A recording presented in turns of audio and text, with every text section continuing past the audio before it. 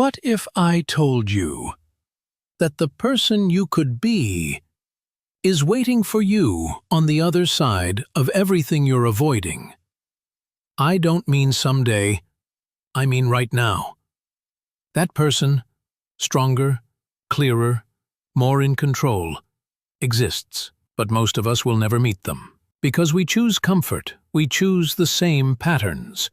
We choose distraction, we choose to stay asleep. I didn't always see it that way.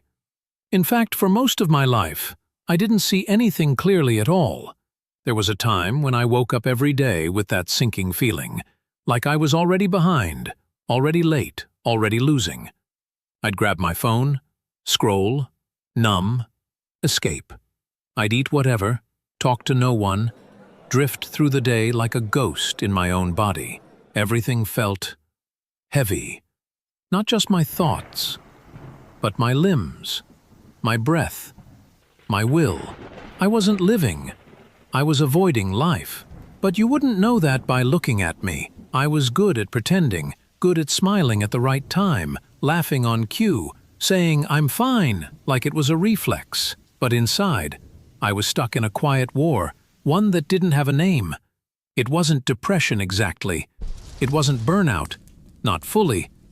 It was like my soul was shrinking from responsibility, shrinking from discomfort, shrinking from everything that asked me to show up when I didn't feel ready. And then one night, something broke. It wasn't dramatic.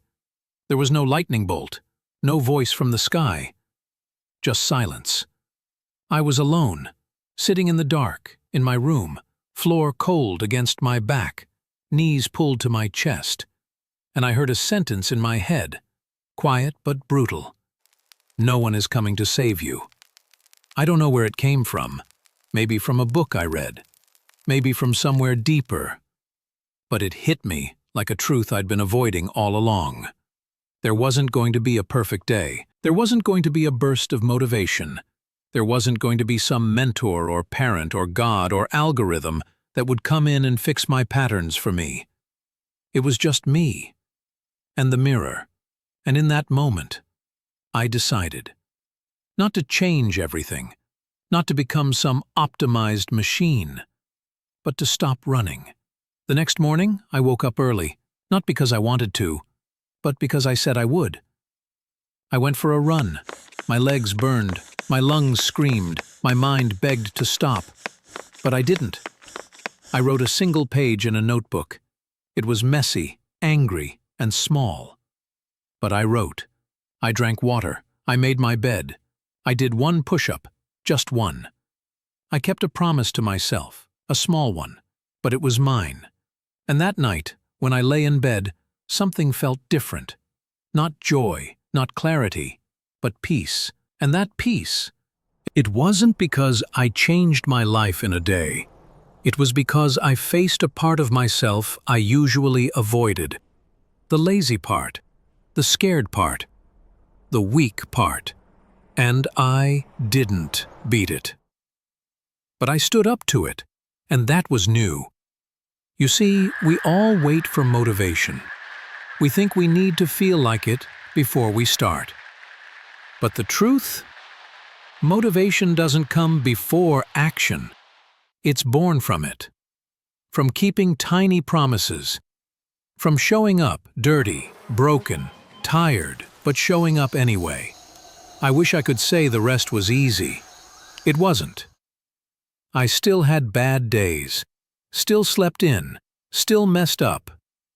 But the difference was, I stopped quitting on myself. I stopped starting over. I started continuing.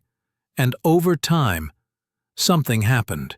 The one push-up became 5. The run became a workout. The notebook became a journal. The fog started to lift. I started to look at people differently, at my past differently, at pain differently. I realized that the very discomfort I used to run from was the exact place my transformation lived. Pain wasn't the enemy. It was the forge, and I was the metal. That's when everything changed. You see, we talk about wanting a better life, more money, more focus, more freedom, but we forget that all of that has a cost. And the price is not talent, it's not intelligence, it's not luck, it's discipline. Not discipline like punishment, discipline like devotion, like loyalty to your future self. Every time you delay pleasure, you grow. Every time you keep a promise, you sharpen. Every time you choose to act when your mind screams no, you rise. Not for applause, not for aesthetics, but because something inside you knows, this is the way. So if you're listening to this, wondering if it's too late, it's not. If you've failed before, good. If you feel weak, perfect. Because weakness is the start. It's where all strength begins. The fire you're avoiding? It's not here to destroy you. It's here to forge you into someone you won't even recognize a year from now. Not because you became someone else, but because you finally met who you were meant to be. And that version of you, they're not loud. They don't need to prove anything. They just walk, one step at a time, into the darkness. Because they know the light was never out there. It was in the work, in the reps, in the silence, in the fight that no one sees. So, get up. Not because you're ready, but because it's time. And because deep down, you already know what needs to be done. No one is coming. It's on you. And that is the best news you'll ever hear.